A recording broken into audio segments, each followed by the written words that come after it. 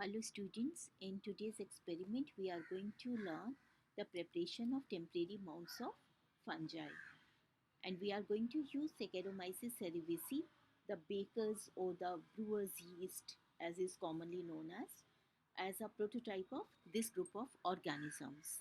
Fungi, as you know, are a diverse group of eukaryotic organisms which grow best in dark, moist habitats. They receive their energy from outside sources by secreting into the environment enzymes which digest organic matter. They grow as saprophytes. The organic matter from which they take their nutrients is dead organic matter.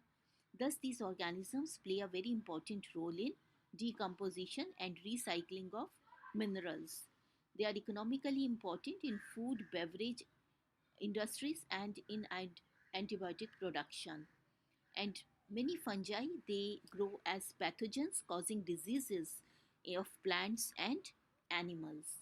The colony that you are observing on this petri dish, the white translucent colonies, they are the colonies of yeast growing on yeast extract peptone dextrose agar medium. In order to make a mount of yeast to observe under the microscope, place a few drops of water on a clean glass slide and a few drops of cotton blue lactophenol. Cotton blue is a staining solution and lactophenol is a mounting medium. Flame an inoculation needle and allow it to cool. Pick up a colony or a little material from a colony and mix it into a drop of water on a slide. Add cotton blue lactophenol to it and place a cover slip over this mixture, taking precautions that no air bubbles get introduced into the slide. Now observe this under the microscope.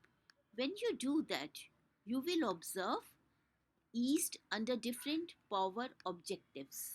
And here you would notice at in 10x objective, yeast cells appear as chains linked to one another, giving an impression of a pseudomycelium type of a structure. Under 40x, you would be able to observe the cell outline, and here, as is indicated in these arrows, you would be able to see the budding yeast cells, which is a very characteristic feature of yeast and help in the identification of Saccharomyces cerevisiae, which is a budding yeast. Under 100x, in the oil immersion objective, the cellular details become clear. The bud can be very easily observed. And also, you would notice a protruding or a convex shaped bud scar and a concave birth scar present on the yeast cells. So these are the different views of yeast under different power objectives of a compound microscope that are observable. So in this practical class, you have learned what does Saccharomyces cerevisiae colonies look like in a petri dish culture, how to prepare temporary mount of yeast, and how to identify yeast cells by using different objectives, power objectives of the microscope. Budding in Saccharomyces cerevisiae, as you have seen, can be used as a characteristic feature for its identification. So I hope it should be clearly understood, and if there are any problems, you can get back to me. Thank you.